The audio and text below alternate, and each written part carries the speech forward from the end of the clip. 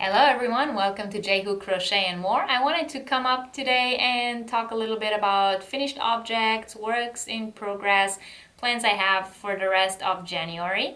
And before I begin, I just want to say that every channel that I'm going to mention in today's video, any Facebook group, any website that I'm going to mention, I'm going to put links into the description box below this video so that it will be easy to find. Okay, so let's dive right into it.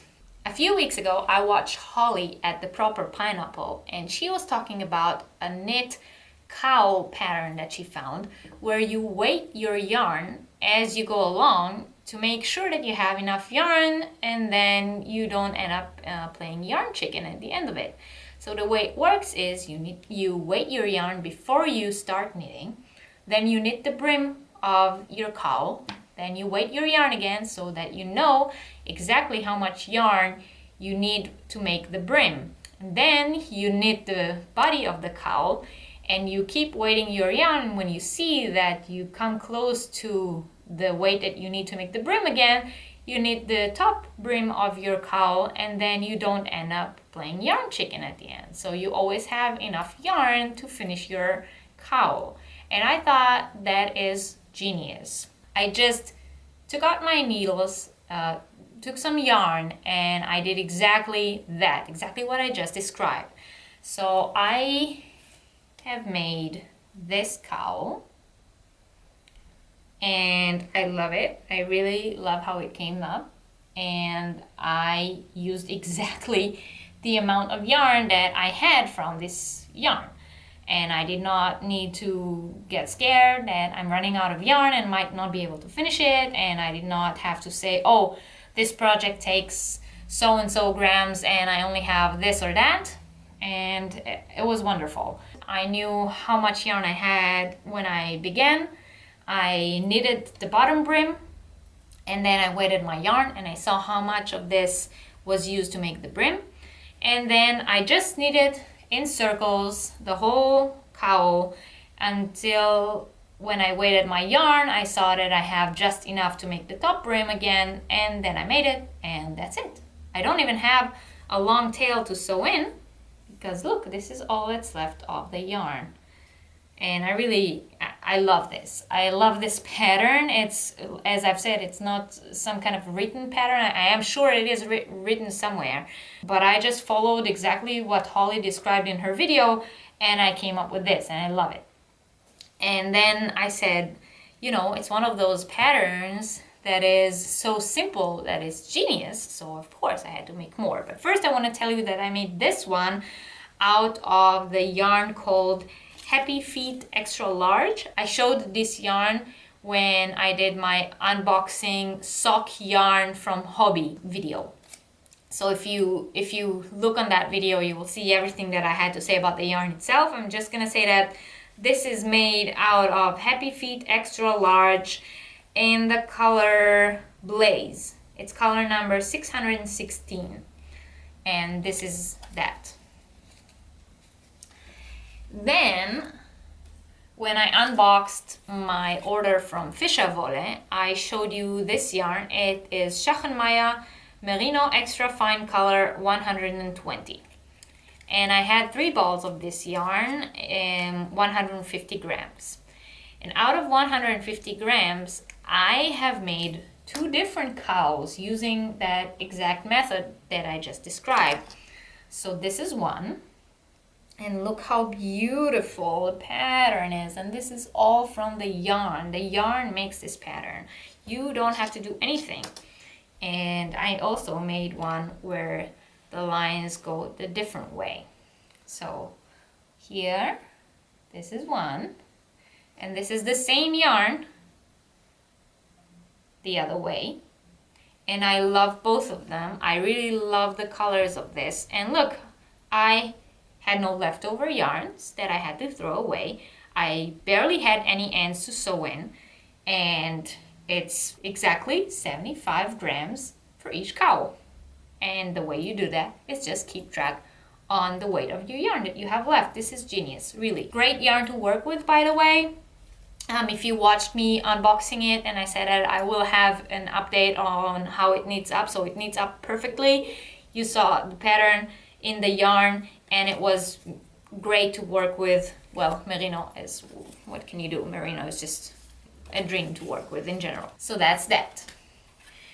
One more sock yarn that I unboxed on my hobby sock yarn unboxing is the Tivoli print, and I had two different colors of it.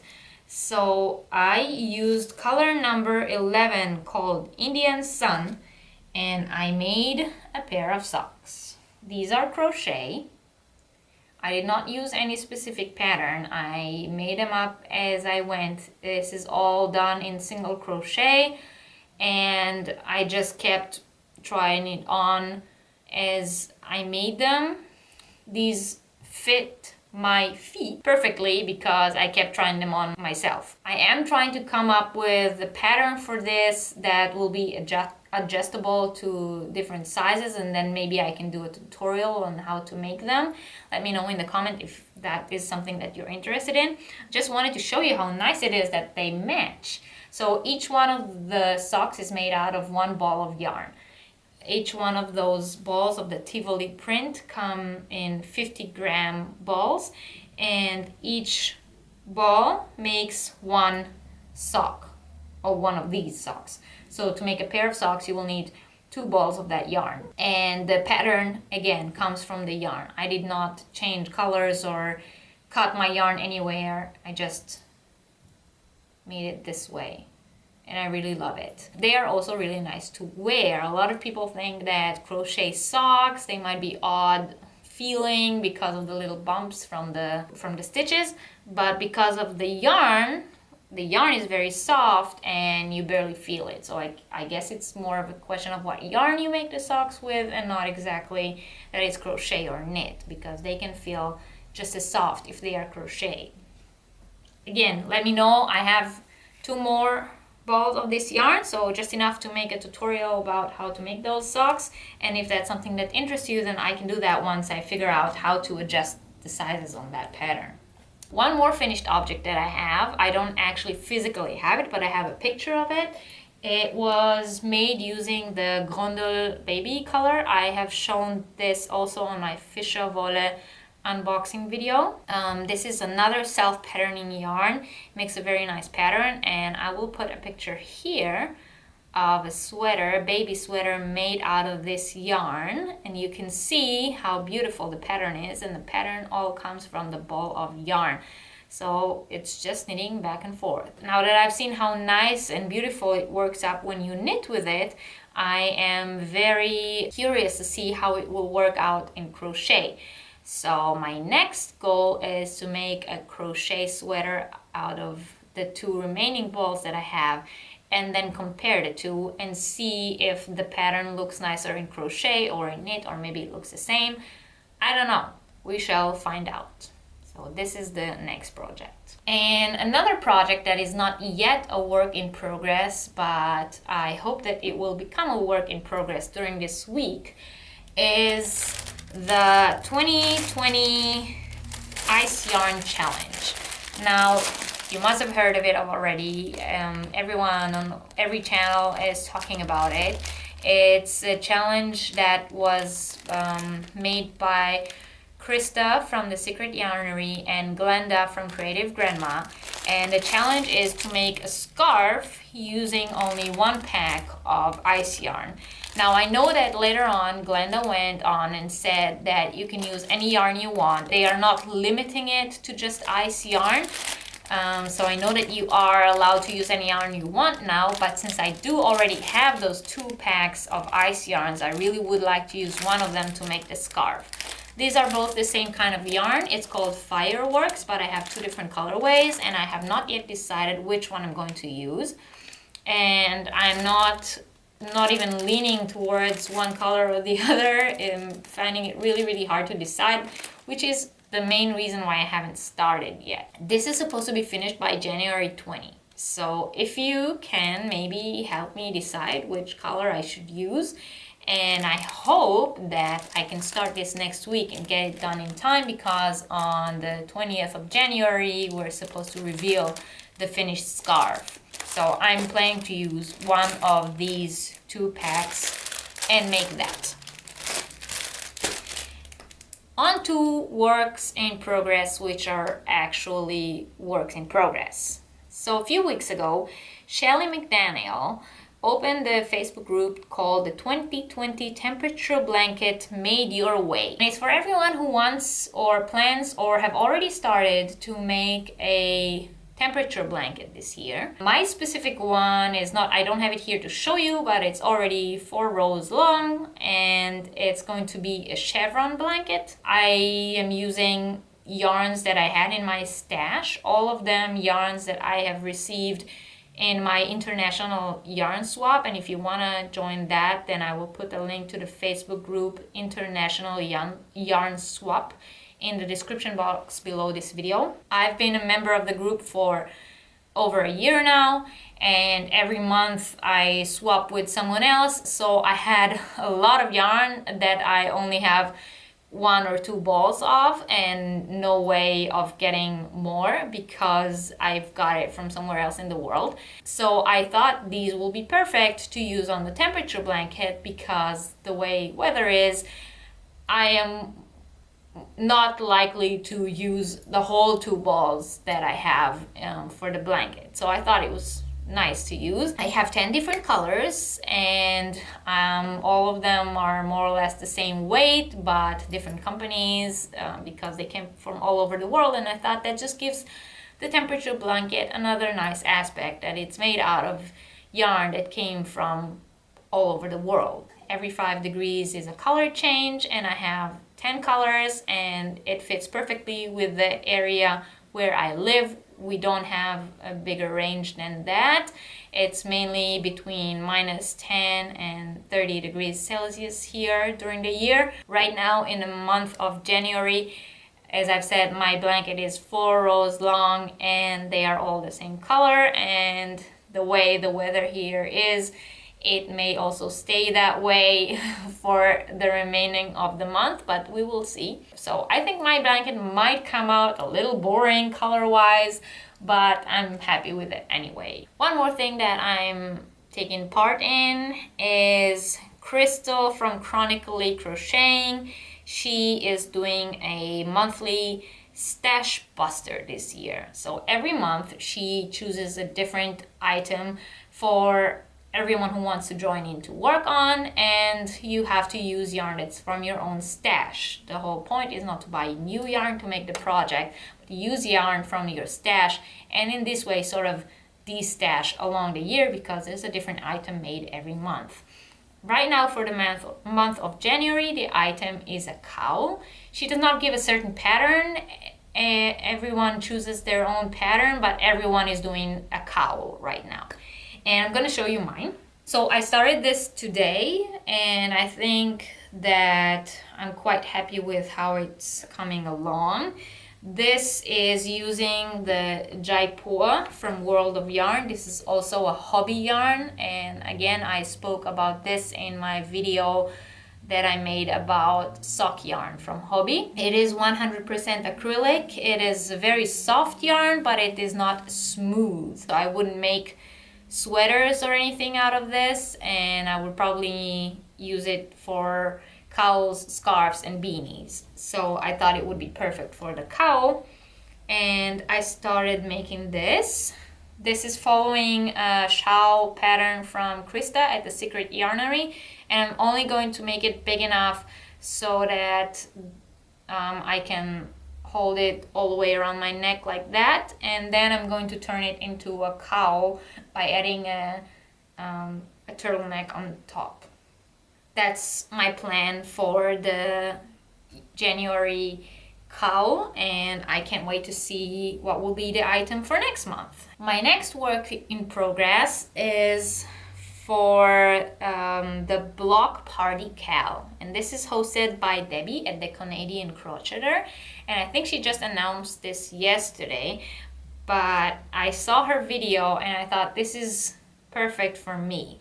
What she's doing is she invites everyone to make some kind of block. It can be a granny square, a hexagon, a circle, and then you would turn that block into something. You can make different squares or hexagons and then make them into a blanket, or maybe you would take a few squares and make a pillow out of it, a bag, whatever. The idea is that you make some kind of block.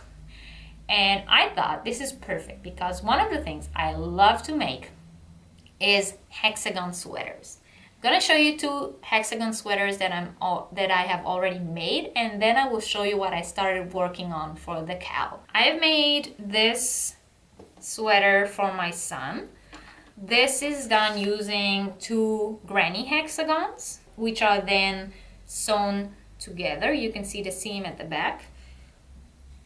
And then you sort of add a nice brim at the sleeves and on the bottom and the buttons. It's very easy to make. There are numerous tutorials on YouTube and the pattern is very easy to find. Just write hexagon sweater. It's very easy to find the instructions of how to make this. This one is one that I made for my younger son, and then I have one that I made for my older son. And this one is made using solid hexagons. So here I used the granny hexagon and here I made solid hexagons. And you can see again the seam at the back. When I saw Debbie the other day announcing this on her channel, I thought I am definitely going to make a hexagon sweater. And last night I already started. So I have 2 hexagons. I am doing again solid hexagons. What you do is you make 2 hexagons and then you fold them and sew them together in a way that they become a sweater, like this. So right now it's big enough to maybe fit a 3-month-old baby, but I'm going to make it big. I intend to make the 2 hexagons, turn them into a hexagon sweater, and then I intend to make a 3rd block which will be a square and turn that into a hood. So it's going to be a hooded sweater all made out of blocks, and I think it will be really nice for that cowl. So I'm going to show it a few more times as it progresses, and I hope that once it's done it will live up to my expectations. So that's the last work in progress that I have at the moment. That's it. So a few more things that I have going on in January are my competition that I have announced a few days ago on my channel, the Yarn for Earth competition. And if you have not yet watched this video, then you should go watch it. And I hope you will decide to enter. I have already received a few emails regarding the competition and I love the interest that it's bringing up, and I really hope that we will all have a lot of fun with it. Competition is already started and is going all the way through to April, so you have time. And I know, as you can see, I am taking part in a lot of things at the moment as well. So I do know that there are a lot of channels out there, a lot of Facebook groups that are running different things right now, and you might feel overwhelmed. But there is enough time to enter the competition, and you can also save it for later and enter in February, in March, in the beginning of April. There's a lot of time, so don't get too stressed about that. And I have a few yarn orders that I have received that I'm going to unbox and review on my channel, so a few more videos coming in the next few days. Stay tuned, and I will see you all next time. Bye!